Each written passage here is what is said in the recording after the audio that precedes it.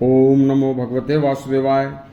देखिए, कोई भी व्यक्ति दुनिया में जन्म लेकर कर्जे में डूब कर रहना नहीं चाहता। कोई नहीं चाहता कि मेरे पे किसी का कर्ज हो और मैं उस कर्ज में डूबा रहूं, बहुत दुखी रहता हूं। उसका उपाय हमारे ऋग्वेद के द्वितीय मंडल के 28वें सूक्त में कर्जे से छुटकारा पाने का बहुत शानदार उपाय लिखा है। जो लोग कर्जे में डूबे हों, एक बार इसे जरूर सुने, बहुत ही 100% कारगर है। आज का प्रसंग गृहस्थ परिवारों के लिए अमृत कलश के समान है। हमारे अति प्राचीन ग्रंथ ऋग्वेद में मनुष्य की सभी समस्याओं का समाधान है। बस आप एक बार ऋग्वेद के पास आकर तो देखिए, ऋण से ग्रस्त कर्जे में फंसा हुआ कोई भी व्यक्ति रात और दिन महान कष्ट में रहता है। वह हमेशा अनेक प्रकार के अभावों में जीता है। धन के अभाव में वह न अच्छा खा सकता है, न अच्छा रहन सहन कर सकता है। ऊपर से हर समय जिन लोगों का उस पर कर्ज होता है, उनके सामने ढंग से बोल भी नहीं सकता और कर्जे में दबा होने के कारण सर्वत्र अपमान प्राप्त करता है। और दूसरों का या सरकार का पैसा अपने ऊपर होने के कारण रात्रि को भी सुख भरी नींद ऐसे व्यक्तियों को नहीं आती। ऐसे व्यक्ति का परिवार भी अति कष्टमय जीवन जीता है और हर समय यही सोचता है कि कब और कैसे मुझे इस कर्जे से के घोर कष्ट से छुटकारा मिलेगा। हे प्रभु, ऐसे लोगों का परिवार सहित उनके चेहरे, उनका मन हर समय ग्लानि से भरा रहता है।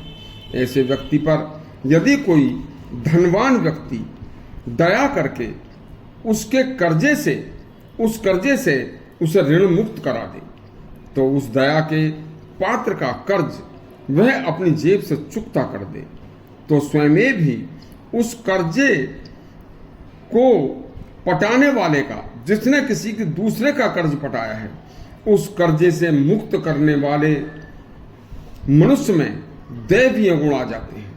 राजा के समान चेहरा वह घर परिवार की शोभा बढ़ जाती है।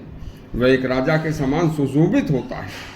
ऋग्वेद में एक कथा आई है, सुनिए, कि कूर्म नामक ऋषि के पिता का नाम ग्रत समद था। ऋण के बोझ से अत्यंत दुखी हो गए थे।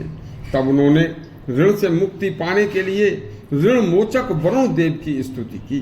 वरुण देव ने प्रसन्न होकर उन्हें ऋण मुक्त कर दिया और उन्हें जीवन जीने के लिए यथेष्ट धन भी दिया। तो वरुण देव इस कार्य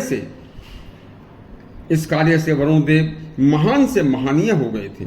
इसी तरह यदि कोई सक्षम धनवान किसी ऋण से दबे हुए व्यक्ति का ऋण चुकता करा देता है, तो उसे 100 वर्ष की तपस्या के समान फल मिलता है और वह फल भी तुरंत मिल जाता है। और वह धर्मात्मा सत्पुरुष इसी जन्म में राजा के समान इज्जत पाता है। ऋषि द्वारा ऋण से उऋण होने की जो स्तुति की गई थी, वह हमारे ऋग्वेद के द्वितीय मंडल के 28वें सूक्त में विस्तार से लिखी हुई है। वहां अनुक्रमणिका में निरूपित है। ऋषि द्वारा प्रस्तुत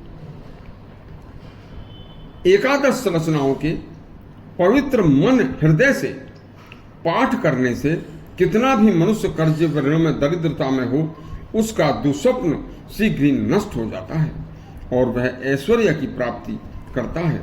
अतः हर व्यक्ति को अपना दुख निवारण हेतु ऋग्वेद के द्वितीय मंडल के 28वें सूक्त का पाठ जरूर करना चाहिए और आपको ऋण से व दुखों से छुटकारा दिलाने वाला यह प्रसंग है। जो यदि आपको अच्छा लगा हो तो हमारा चैनल सब्सक्राइब करें और घंटी दबाएं। धन्यवाद।